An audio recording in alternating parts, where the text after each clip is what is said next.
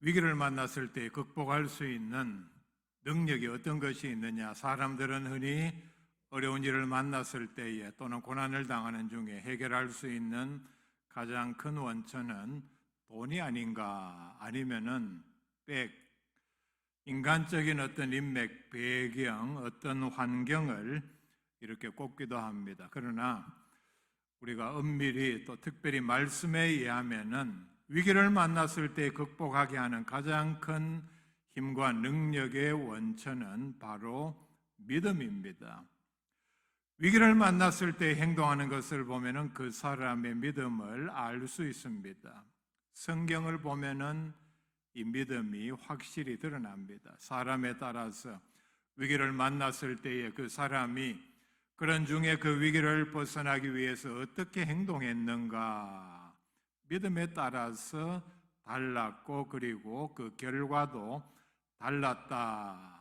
성경이 우리에게 전하는 내용입니다. 위기를 만났는데도 믿음이 역사하지 않는다면 그것은 온전한 믿음이 아닙니다. 만약에 우리가 그런 중에 있다면 우리 스스로 물어야 합니다.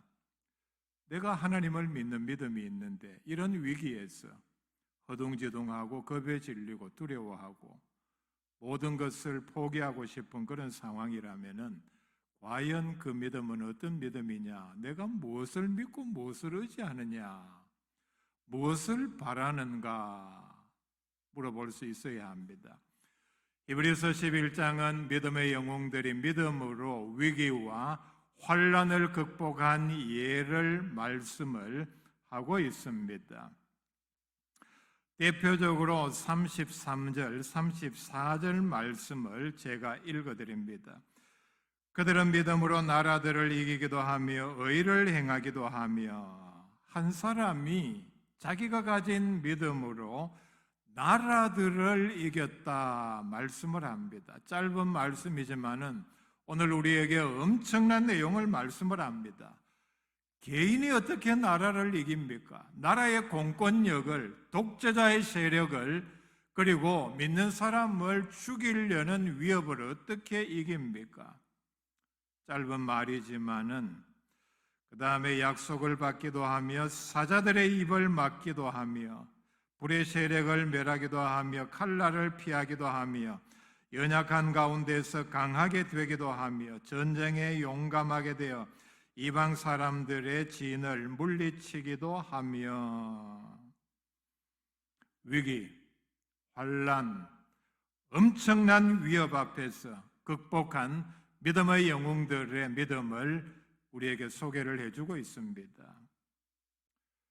위기를 만났을 때에 우리가 성경에서 해답을 얻을 수 있는데 대표적인 장이 바로 히브리서 11장입니다. 그런 가운데 집중적으로 읽어볼 수 있기를 바랍니다. 유명한 말이 있습니다. 호랑이에게 물려가도 정신만 차리면 산다. 호랑이에게 물려가는 것은 분명히 위기입니다. 그러나 정신만 차리면 산다. 아마 이 말은 경험에서 나온 말로 추측을 합니다. 어떤 사람이 호랑이에게 물려갔는데 정신을 차려서 대처를 잘해서 산에 호랑이 굴에까지 물려갔지만은 살아서 돌아왔다. 그런 일이 있었으니까 이런 얘기가 있겠죠. 자, 우리의 믿음에 적용을 해봅시다. 어떤 위기를 만나더라도 하나님을 믿는 믿음만 있다면은 능히 이길 수 있다는 얘기입니다. 왜냐하면은 하나님을 믿는 믿음은 정신을 차리는 것보다 수백 배의 위력을 가지고 있기 때문입니다. 정신 차리는 것하고 어려운 일을 만났을 때 위기 가운데 하나님을 믿는 믿음을 전적으로 발동시키는 것과는 비교도 되지 않는 능력입니다. 하박국서를 대표하는 유명한 말씀이 오직 의인은 믿음으로 말미암아 살리라. 이 말씀은 이스라엘의 장차 임할 엄청난 환난을 앞에 두고서 하나님께서 하박국에게 이스라엘에 전하라 주신 말씀입니다. 무슨 얘기냐? 엄청난 환란이 임할 터인데 믿음이 있는 사람은 환란을 이긴다. 믿음으로 너희들이 환란을 이겨야 한다. 즉 환란을 이기는 것은 바로 믿음이다. 믿음이 있는 사람은 어떤 환란도 극복을 합니다. 이렇게 드린 이 말씀은 위대한 믿음의 사람, 대표적으로 믿음하면은 다윗, 특별히 환난과 역경을 믿음으로 이긴 사람이 이 대표적인 위기를 어떻게 이겼는가를 우리에게 소개하는 말씀입니다. 다윗은 여러 많은 역경과 고난, 위기를 당했습니다. 다윗만큼 많은 역경과 고난, 위기를 당한 사람도 없습니다. 그런 때마다 어떻게 이겼는가 우리의 모범이 될 수 있기를 바랍니다. 가장 대표적인 위기인 그의 가장 사랑하고 그리고 자랑스럽게 생각했던 압살롬이 몇 년 전부터 치밀하게 계획을 하고 준비하고 그리고 백성들의 마음을 사서 다윗이 늙자 반란을 일으켰습니다. 이 사건은 13절 말씀부터 시작을 합니다.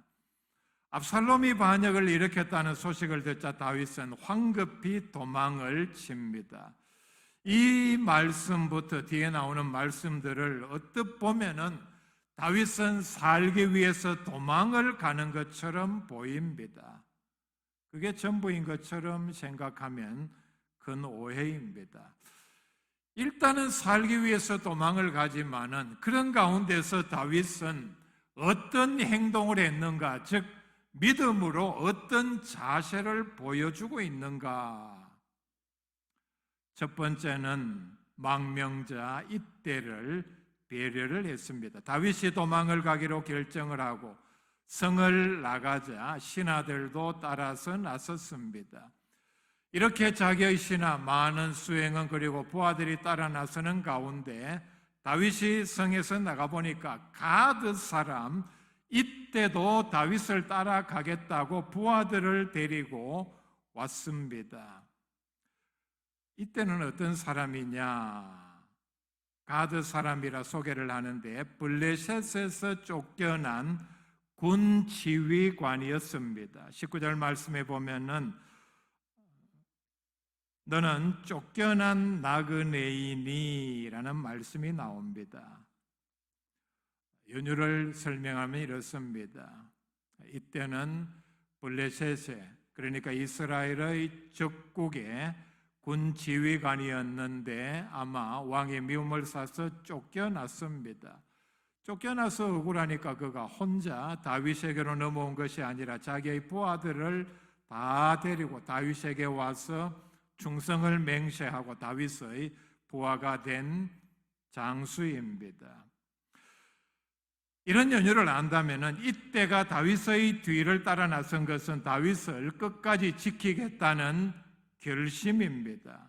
그런데 다윗은 지금 자기의 입장에서 자신의 안전을 위해서 그리고 후일의 예루살렘을 회복하기 위해서는 병사 한 사람이 매우 절실할 때였습니다. 그런데 다윗은 이때 즉 망명한 적의 장수였던 사람을 지금은 자기 부하이지만은 어떻게 대합니까? 19절 말씀에 보면은 너는 돌아가라 네 부하들과 함께 돌아가서 네 자리를 지켜라. 네 맡은 군의 지휘관 자리를 지켜라. 20절 말씀에 너는 어제 왔고 즉 나에게로 온 지 얼마 되지 않았고 나는 이제 도망을 치면은 정처 없이 가니 네가 오늘 너와 어찌 나와 함께 떠돌아다니겠느냐. 너와 네 부하들은 다 원래의 자리로 돌아가서 그리고 19절 말씀에 보면은 왕과 함께 네 곳에 있어라. 압살롬이 왕이 되는 것으로 이렇게 이해를 했습니다. 그리고 그 왕을 섬겨라 이렇게 배려를 합니다. 자기를 따라 나서면은 언제까지인지도 모르고 매우 불편하고 힘들고 고되고 그리고 압살롬과의 전투에서 결국은 네가 죽임을 당하면 너만 억울한 것이 아니냐, 이렇게 배려를 하고 있습니다. 다윗은 지금 절체절명의 위기입니다. 이런 상황에서 부하 가운데에서 얼마 전에 망명해서 자기의 지휘관이 된 사람을 배려할 마음의 여유가 전혀 없습니다. 그렇지 않습니까? 자기 코가 지금 석자인데 다윗이 챙겨주어야 할 신하, 측근, 그리고 가족, 이런 사람들이 얼마나 주위에 많았겠습니까? 이때의 입장을 한번 살펴봅시다. 얼마나 난감했겠습니까? 블레셋에서 쫓겨난 것만도 억울한데 살기 위해서 부하들을 데리고 다윗에게로 넘어와서 충성을 맹세하고 그의 부하가 되었는데, 아니 얼마 되지 않아서 자기가 충성을 맹세한 다윗이 이렇게 반란이 일어나서 쫓겨나고 이제 왕의 자리를 잃을 그런 위기에 처하자 매우 난감했을 것입니다. 다윗은 이렇게 난감한 처지에 빠진 이방인 망명자를 배려하는 마음을 나타내 보이고 있습니다. 언제 죽을지 모르는 상황 가운데서도 아마 자기 주변에 있는 사람 가운데 가장 기반이 없고 가장 약한 사람을 배려하면서 안전하게 살 수 있는 방법을 여기서 가르쳐주고 있습니다. 위기 가운데에서도 남을 먼저 배려하는 마음을 볼 수 있습니다. 우리 가운데 보면은 평안할 때는 남을 잘 배려를 하다가도 자기에게 어려운 일이 생기면은 자기의 사정이 매우 딱하게 되면은 자신을 생각한 나머지 자신만을 생각하고 남들을 배려하지 못하고 매우 이기적인 사람이 되고 심지어는 자기의 어떤 비극을, 불행을 남 탓으로 돌리는 그런 사람들도 있습니다. 우리는 여기서 다윗의 위기 가운데서도 약자를 배려하는 믿음을 배워야 합니다. 다윗이 이때를 이렇게 배려했을 때에 돌아가라, 너는 나와 같이 가지 말자, 이렇게 부탁을 했음에도 21절에 보면은 오히려 더 크게 충성을 맹세합니다. 여호와의 살아계심과 내 주 왕의 살아계심으로 맹세하옵나니 진실로 내 주 왕께서 어느 곳에 계시든지 사나 죽으나 종도 그곳에 있겠나이다. 어디든지 내가 왕을 따라가고 왕이 있는 곳에, 그리고 왕이 사나 죽으나 내가 왕을 지켜드리겠습니다. 재차 충성을 맹세를 합니다. 결국은 이렇게 자기 주장을 하니까 다윗은 이때를 데리고 나섰고 18장 2절 말씀에 보면은 마지막에 압살롬과의 큰 전쟁을 치르게 되는데 다윗의 장군 요압과 아비새와 더불어 다윗의 군대를 지휘하는 한 사람, 세 사람 장군 가운데 한 사람, 매우 중요한 직무를 맡은 역할을 감당을 했습니다. 두 번째는 자신의 안전을 위하여서 언약궤를 이용을 하지 않았습니다. 다윗이 도망가기 위해서 성에서 나와 보니 자기가 가려고 하는 길에 앞에 제사장과 레위인들이 먼저 언약궤를 메고 와서 다윗이 오기를 기다리고 있었습니다. 언약궤는 하나님의 임재의 상징입니다. 제사장이 언약궤를 가지고 나온 것은 하나님께서 지금 다윗과 함께 하신다, 모든 백성들에게 알리는 메시지입니다. 그리고 지금 반란이 일어났지만은 이 언약궤를 가지고 있는 다윗이 결국은 승리한다, 백성들아 요동하지 말아라는 선언입니다. 언약궤를 가지고 있는 사람이 왕권의 정통성이 있습니다. 제사장들은 이런 사실을 잘 알았기 때문에 언약궤를 압살롬에게 넘겨줄 수 없었습니다. 아마 말씀에는 나오지 않았지만은 압살롬은 언약궤를 제일 먼저 확보하려고 했을 것입니다. 다윗이 이 언약궤만 가지고 있다면 반드시 왕권을 되찾을 수 있다는 믿음에서 제사장과 레위 사람들이 언약궤를 메고 다윗을 따라 나선 것입니다. 그리고 백성들의 마음도 결국은 언약궤를 가지고 있는 사람을 왕으로 인정할 것입니다. 자, 이런 면에서 본다면 다윗은 제사장들이 거부를 해도 언약궤 가져오너라 지금 이렇게 요청을 했는데 제사장들이 거부할 수 있겠죠.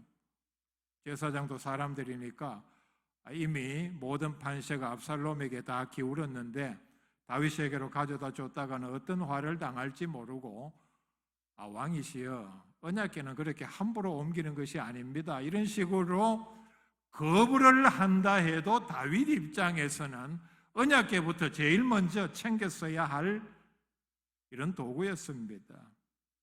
그런데 다윗은 자기 앞에 자기를 기다리고 있는 언약궤 그리고 제사장들에게 25절에 이렇게 말씀을 합니다. 언약궤를 도로 성으로 메어가라. 비록 내게 언약궤가 없다 할지라도 하나님께서 내게 은혜를 베풀어 주시면은 후일에 내가 언약궤도 그리고 왕권도 예루살렘 성도 회복하게 해 주실 것이다. 26절 말씀 봅시다. 그러나 그가 이와 같이 말씀하시기를 내가 너를 기뻐하지 아니한다 하시면 종이 여기 있사오니 선히 여기시는 대로 내게 행하시옵소서.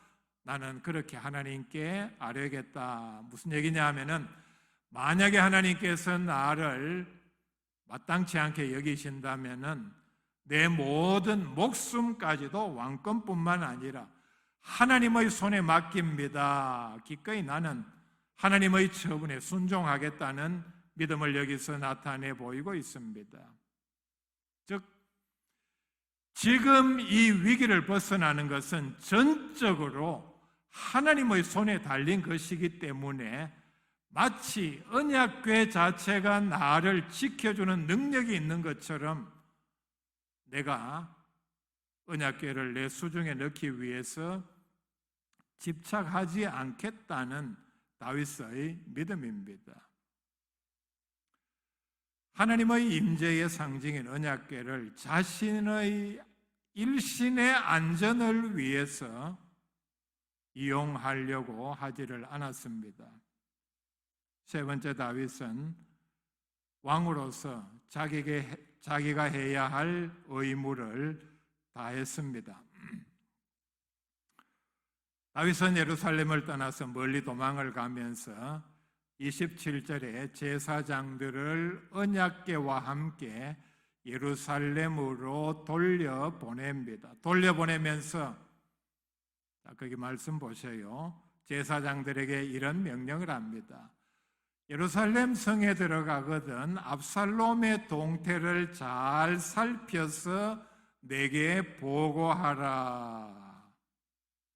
그리고 28절에 너희에게서 내게 알리는 소식이 올 때까지, 즉 중요한 정보가 올 때까지 내가 광야 나루터에서 기다리리라 하니라. 일단은 내가 광야 나루터까지 피신했다가 예루살렘에서 너희들로부터 전해지는 정보를 내가 듣고 다음 행동을 하겠다는 명령을 제사장들에게 하고 있습니다.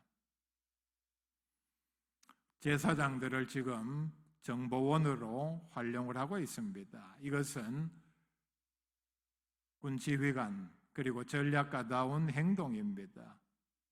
다윗은 지금 자기가 위급한 상황이라고 해서 도망가기만 급급하지 않았습니다. 자신은 선하고 압살롬은 악하니까 일단 멀리 피신해서 하나님께 기도하면은 하나님께서 물려쳐 줄 것이라고도 생각하지 않았습니다. 위급한 상황 가운데서도 반격을 할 수 있는 가장 중요한 조치를 취하고 있습니다. 다윗은 오랜 전쟁 경험을 통해서 정보의 중요성을 누구보다도 잘 알고 있었습니다.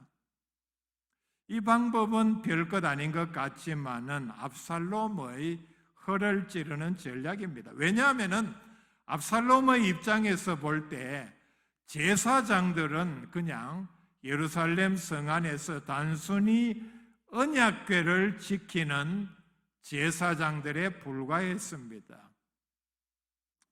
제사장, 언약궤가 거기 있으니까 언약궤를 지키는 그런 일을 잘하고 있겠지. 그러니까 압살롬의 입장에서 볼 때에 설마 제사장들이 다윗의 신복으로 정보원 역할을 할 줄은 꿈에도 생각을 못했다는 것입니다. 실제로 17장 21절 22절 말씀에 보면은 이들이 예루살렘에 있으면서 압살롬의 동태를 잘 살펴서 다윗에게 이런 보고를 합니다.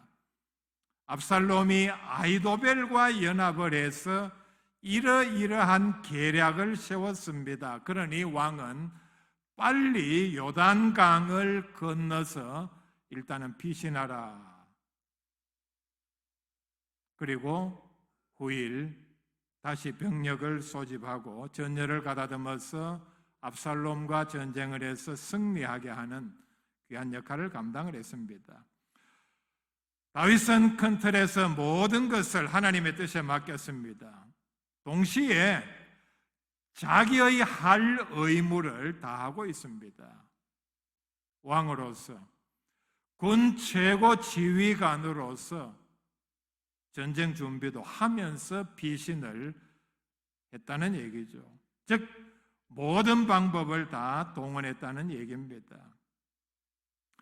네 번째는 자신의 죄를 해결을 했습니다. 30절 말씀에 보면은 감람산으로 올라가면서 그는 머리를 가리고 맨발로 울며 가고 말씀을 합니다.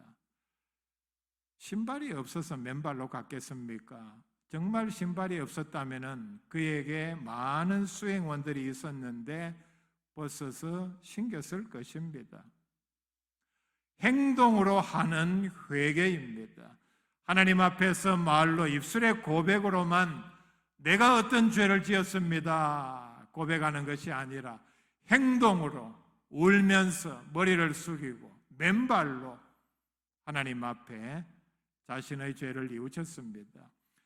다윗은 압살롬이 반란을 일으켰다는 소식을 들었을 때에 자신의 죄에 대한 하나님의 징계라는 사실을 즉각적으로 깨달았습니다. 왜냐하면 다윗이 범죄했을 때에 선지자가 찾아와서 분명히 예언을 했기 때문입니다. 그가 나단 선지자의 예언을 잊었을 리 없습니다. 사무엘하 12장 10절 이하에 칼이 네 집에서 영원토록 떠나지 아니하리라. 바로 이 반란을 가리킵니다. 그전에도 그런 일들이 있었습니다. 그리고 하나님의 말씀은 내가 네 집에 재앙을 일으키고 분명히 말씀을 합니다. 집안에서 일어난 일입니다. 그렇기 때문에 언약궤를 돌려보냈습니다. 지금 이 위기는 나의 죄에 대한 하나님의 징계이기 때문에 내가 언약궤를 가지고 있다고 해서 면제받을 수 있는 것이 아니다. 그 다음에 또 하나는 죄 때문에 도망가는 사람이 하나님의 임재의 상징인 언약궤를 주장할 자격이 없다는 그의 죄를 뉘우치는 마음이 여기에 반영된 것입니다. 하나님께서 나를 싫다 하시면은 내가 광야에서 죽든지 압살롬의 손에 죽든지 하나님의 뜻대로 하옵소서. 자기의 죄를 뉘우치는 자세가 이렇게 주변에 한 모든 말들에서 보면은 다 나타나고 있습니다. 뒤에 16장 5절 이하에 보면은 바후림에 이르렀을 때에 심의가 나와서 저주를 합니다. 돌을 던지면서 네가 지금 이 꼴을 당하는 것은 네가 사람을 많이 죽였기 때문이다. 바로 곁에 있던 아비새 장군이 죽이게 해달라 요청을 했을 때에 다윗은 그렇게 하지 말라. 저 사람이 지금 나를 저주하는 것은 정당하다. 하나님께서 저주하라고 시키셔서 저주하는 것이니까 그냥 저주하게 내버려두라. 용서했습니다. 왕권을 찾고 성으로 돌아가는 중에 이제는 시므이가 살기 위해서 다윗에게 나와서 절을 하며 용서를 구했습니다. 역시 아비새가 죽여야 마땅하다 부탁을 했지만은 오늘 이렇게 좋은 날에 어떻게 사람을 죽이겠느냐? 네가 절대로 죽지 아니하리라 맹세까지 다윗은 했습니다. 남의 작은 죄를 탓하고 벌하기보다는 책임을 묻기보다는 자기의 큰 죄를 먼저 돌아보았습니다. 내 죄에 비하면 네 죄는 별것 아닌데 어떻게 내 죄를 그냥 두고 네 죄를 벌하겠느냐? 내가 이것 때문에 너를 죽인다면 나는 하나님 앞에 어떤 벌을 받는 것이 합당하냐? 진정 자기 죄를 뉘우치는 사람의 행동이요 말입니다. 다윗은 위기 가운데서도 하나님을 전적으로 의지하는 믿음, 그리고 하나님의 뜻을 앞세우고 말씀대로 순종하는 삶으로 위기를 이겼습니다. 이 믿음을 가진 다윗에게 하나님께서는 은혜를 베풀어 주셨습니다. 이 믿음이 우리의 믿음이 될 수 있기를 바랍니다.